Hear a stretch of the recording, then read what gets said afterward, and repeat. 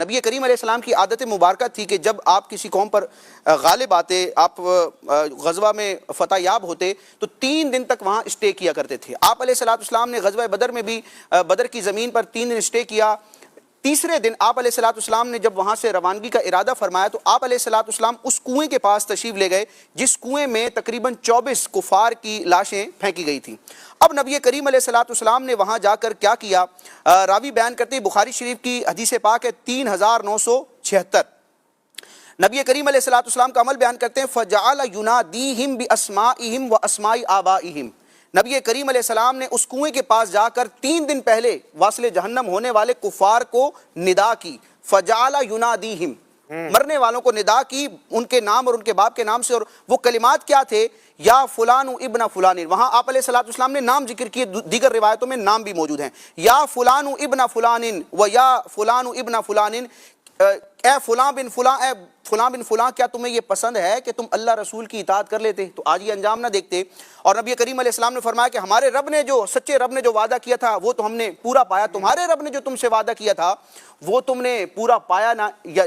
یا نہ پایا۔ تو یہاں سے ایک چیز سمجھنے کی ہے کہ مرنے کے بعد نبی کریم علیہ السلام ان کو یا سے خطاب فرما رہے ہیں۔ اب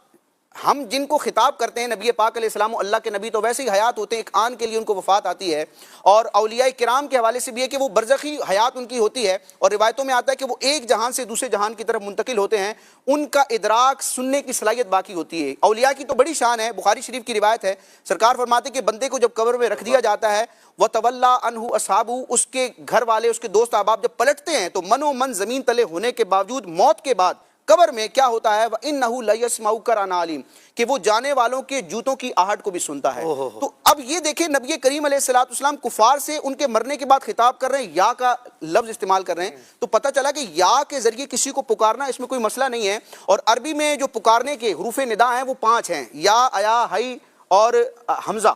الف جو ہوتا ہے۔ تو اس کے حوالے سے علم نحو کی عربی گرامر کی تمام کتابوں میں موجود ہے کہ یا، ایا، یہ ایسے ایا، حیا، یہ 2 ایسے حروف ندا ہیں کہ قریب سے دور بیٹھے ہوئے کسی شخص کو پکارنے کے لیے استعمال ہوتے ہیں، اور حمزہ اور ای کا لفظ جو ہے وہ قریب بیٹھے ہوئے شخص کو پکارنے کے لیے ہوتا ہے، لیکن لفظ یا وہ حرف ندا ہے جو قریب اور بعید دونوں کو پکارنے کے لیے استعمال ہوتا ہے۔ تو اس میں معاذ اللہ کوئی شرک نہیں ہوتا، اور دور سے وہ سنے جو دور ہوتا ہے، اللہ تبارک و تعالیٰ تو شارک سے زیادہ قریب ہے۔ سبحان اللہ، ماشاء اللہ۔